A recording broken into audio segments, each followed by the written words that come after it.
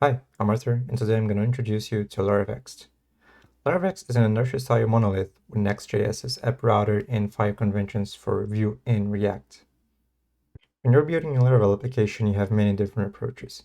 You can go for a monolith like Inertia or Livewire, or you can make your front end separated from your back end.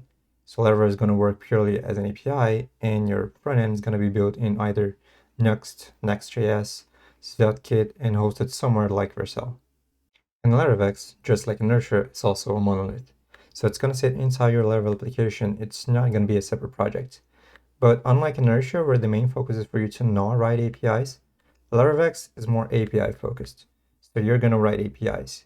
And just like Next.js, it also has a file-based routing system and file conventions and groups when you're creating your routes. And just like both of them, it also offers server-side rendering. Before I go to the next section, I just want to give a quick disclaimer. I'm not saying that you should ditch Inertia or ditch Next.js. No, this is not the point of this video. You should use whatever tool makes you more productive and improves your developer experience, whatever it is. Whether or not you like the Inertia way of writing applications without having the need to write APIs, or if you prefer an API-focused approach, that's really up to personal preference. I'm not saying whether or not you should use Laravext or Inertia or Next.js. That's going to be up to you. I'm just showing an alternative that I built, and if you don't like it, that's fine. And if you like it, I'm glad that you did. But anyway, I'm also open to any kind of feedback you can give. Honestly, I just wanted to say this because I didn't want to get into any kind of heat. I know some people might be a bit passionate and vocal about what tool they think that people should or should not use. And I'm not trying to do that here. You should use whatever you feel more like it, and whatever makes you more productive. To install Laravext, all you need to do is go to laravext.dev and go to the quick start installation section. There are also additional instructions if you're using TypeScript. Now I'm going to show you how you can use Laravext in your project. This is one of the example projects available in the Laravext repo. There's one in Vue and one in React, and I'm going to show the one in React. So we have this laravext.php route file, and over here we're declaring a Laravext route. So what is this going to do? This is going to go on your Nexus route and look for page file conventions. So it's a page.jsx, tsx, view, anyway. So it's going to look for those, and it's going to create routes based on the path to that file. And you can use route groups and route groups that are also route segments. So this one on top, it's also considered a route segment.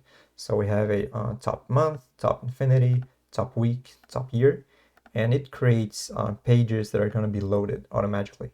So what's a route group? Well, let's assume that you have something that you want to share among different pages, like a layout. So we have this layout.jsx. So it's going to have a children, and it's going to be shared among all of those. So it's going to be cascaded down.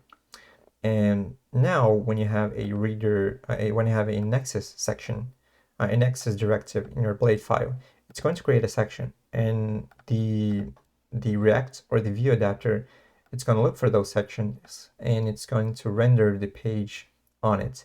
And it's also going to encapsulate this page on all the file conventions that you have listed for that page.